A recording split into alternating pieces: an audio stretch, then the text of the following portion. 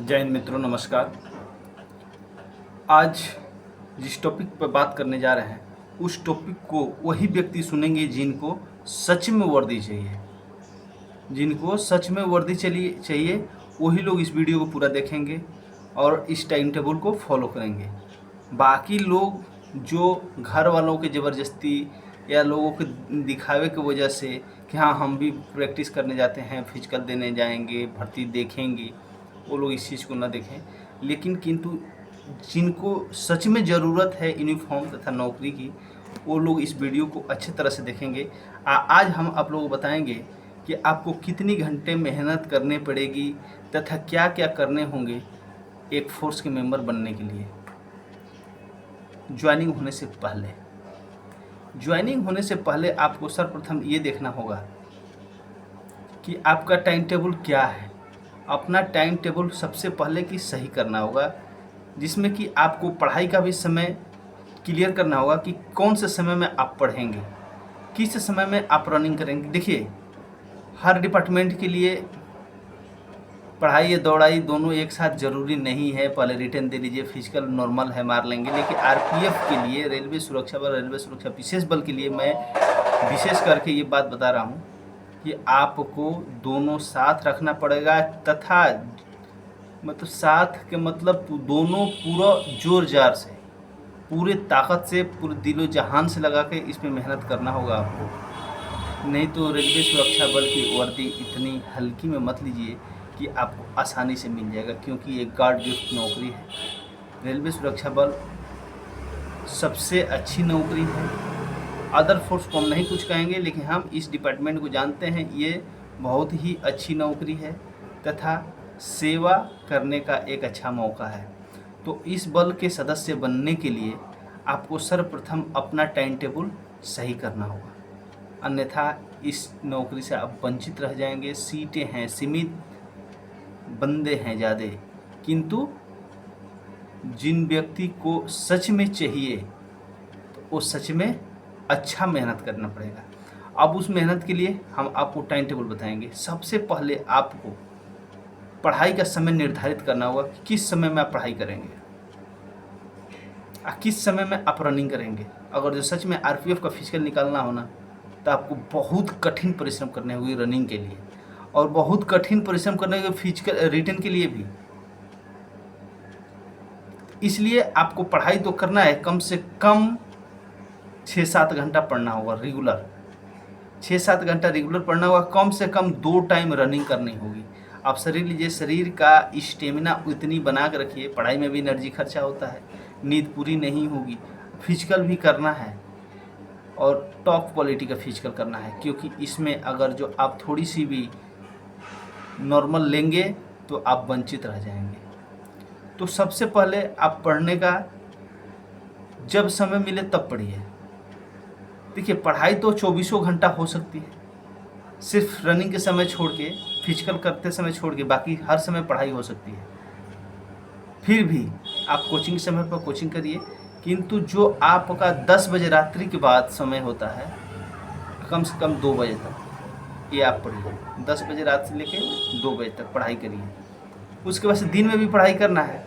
जब नींद न लगने लगे तो जीके पढ़िए, उससे पहले मैथ रीजनिंग पढ़िए।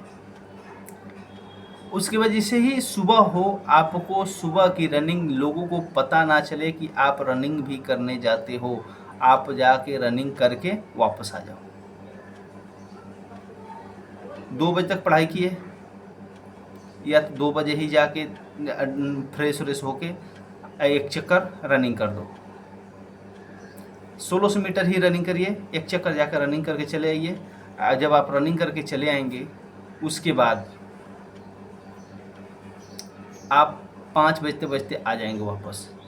फिर अपना फ्रेश व्रेश होइए, नाश्ता पानी करिए, 2 घंटा सो लीजिए, 2 घंटा। उसके बाद से फिर अगर कोचिंग करने जाना है कोचिंग करिए, और नहीं तो कोई काम करना है काम करिए। फिर से 10 से 12 पढ़ाई करिए दिन में, 10 से 12 पढ़ाई करिए। फिर खाना खाइए, खाना खाने के बाद 1 घंटा ज़रूर रेस्ट। देखिए, खाना खाने के बाद 1 घंटा ज़रूर रेस्ट दीजिएगा शरीर को, कि खाना सुचारू रूप से हजम हो जाए। दूसरी बात, आपको शाम को भी रनिंग शुरू करनी होगी। सिर्फ एक टाइम के रनिंग से कुछ नहीं होगा। क्लियर?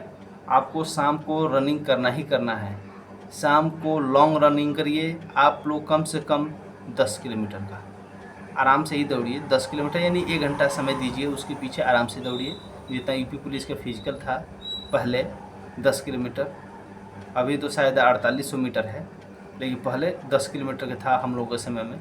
तो 10 किलोमीटर आस्ते आस्ते करके दौड़िए। उससे क्या होगा, जो शरीर में फालतू चर्बी और वजन है वो ख़त्म हो जाएगी। और सुबह के टाइम में आप 1600 मीटर रनिंग मारिए, और नहीं तो आप सुबह में ही 10 किलोमीटर मारिए, शाम को 1600 मीटर मारिए। दोनों में से आपको रेगुलर ये रनिंग करना है जब तक कि आरपीएफ की बहाली कंप्लीट नहीं हो जा रही है। क्योंकि देखिए आरपीएफ का जो फिजिकल है सच में, और उसके साथ साथ में हाई जंप तथा लॉन्ग जंप का भी तैयारी करते रहिएगा, क्योंकि 2 चांस मिलते हैं। थोड़ी सी मिस्टेक होगा, आपकी इतनी सारी मेहनतें बेकार हो जाएगी। तो सच में दोस्तों, अगर जो आपको रेलवे सुरक्षा बल की नौकरी चाहिए तो दोनों ही अच्छी चाहिए, इसकी फिजिकल भी रिटन भी। और दूसरी बात, रिटन इसलिए टफ लिया जाता है कि ये पब्लिक प्लेस की नौकरी है।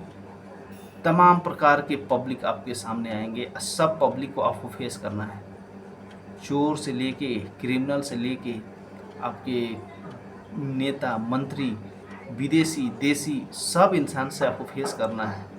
और हर प्रकार के असुविधाओं को, उनको जिस प्रकार का उनको सुविधा चाहिए उसको आपको उपलब्ध कराना है। तो अगर आप शिक्षित नहीं रहेंगे तो मेंटलिटी सही नहीं रहेगी, तो आप उनसे निपट नहीं। इसीलिए आपको इतना टफ क्वालिटी का रिटन एग्जामिनेशन ली जाती है तथा फिजिकल एग्जामिनेशन, कि भाई बहुत प्रकार के लोग मिलते हैं, उनसे आप निपट सकते हैं। दूसरी बात, रिटन एग्जामिनेशन तैयारी करते समय आज फिर से मैं कहना जा रहा हूँ कि आप सारे सब्जेक्टों को तैयारी करेंगे, बीच में आप हिंदी व्याकरण भी पढ़ लेंगे। माना कि नहीं आएगा, फिर भी आप पढ़ लीजिएगा, हमारे कहने से आपके लिए बहुत ही बेटर होगा। और प्रैक्टिस सेट आपका जितने दिन है, आप प्रत्येक 3 दिन या सप्ताह में 1 दिन जरूर हल करते रहिए। इसको छोड़िएगा मत, चाहे 30 नंबर आए, 40 नंबर आए, 50, लेकिन रेगुलर प्रत्येक सप्ताह में आप प्रैक्टिस सेट को हल करते रहें। इससे आपको बहुत ही फायदा होगा। उसके बाद देखिए, रनिंग करते समय भी आप जैसे मान के चलिए 20 दिन रनिंग हो गया या 25 दिन या 1 महीना हो गया, तो 1 दिन टाइमिंग देख के 1600 मीटर अपनी औकात देख लीजिएगा कि आप 1600 मीटर सच में कितना मिनट के अंदर आ रहे हैं। स्टॉप वॉच लगा के रनिंग करके आप देख लीजिएगा कि 1600 मीटर आ रहे हैं या नहीं। तो कभी भी 1600 मीटर का रनिंग आप मापेंगे जब ना, उसमें ध्यान देंगे। 1600 मीटर का रनिंग मत मापिएगा, कम से कम 1650, 50 मीटर अधिक मापिएगा। वो आपके लिए बहुत ही बेनिफिट होगा। कारण हो रहा है कि रनिंग जो ग्राउंड होता है ना, जहाँ रनिंग कराई जाती है बहुत जगहों पे, जैसे कि अंडरग्राउंड जो होता है वो ही 1600 मीटर होता है। और उसके बाद आप कोई ज़रूरत नहीं कि अंदर वाला लाइन पकड़ के ही आप रनिंग कर पाइएगा, क्योंकि भीड़ तो ज़्यादा रहेगी।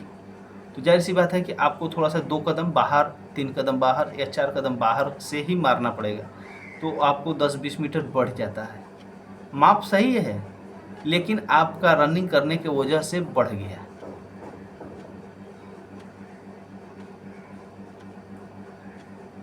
तो इस चीज़ को ध्यान रखेंगे। आप कम से कम 1650 मीटर का ही माप बनाएंगे, 1650 मीटर का ही 1600 मानेंगे, उसके बाद रनिंग करेंगे। ये चीज़ जैसे कंप्लीट होगा, आप अपना एक दिन बीच बीच में जो लॉन्ग जंप, हाई जंप है, इसका भी ट्राई करते रहेंगे, छोड़ेंगे नहीं। आपको किस टैक्टिस से वहाँ ग्राउंड में कूदना है, उस टैक्टिस से यहीं कूद कूद के प्रैक्टिस बना लीजिए कि आपको किसी भी दशा में छोड़ा जाए उस तरीके से आप कूद जाएँ, क्योंकि ये भी हल्का में मत लीजिएगा। इसमें देखिए, ताकत और मेहनत से कोई मतलब नहीं है, वहाँ पे टैक्टिस से मतलब है। टैक्टिस अगर जो थोड़ी सी मिस्टेक हो गई ना आपसे, पैर मान लीजिए फिसल गया, इधर उधर पड़ गया, तो लॉन्ग जंप नहीं हो पाएगा, हाई जंप नहीं हो पाएगा। थोड़ा सा मिस्टेक, 2 चांस ही मिलेगा। एक बार मिस्टेक होने से क्या होता है, आदमी हताश हो जाता है, अब क्या होगा। उस बीच में दूसरे चांस भी आदमी खा जाता है। तो अपना आपा नहीं खोना है। जय हिंद दोस्तों।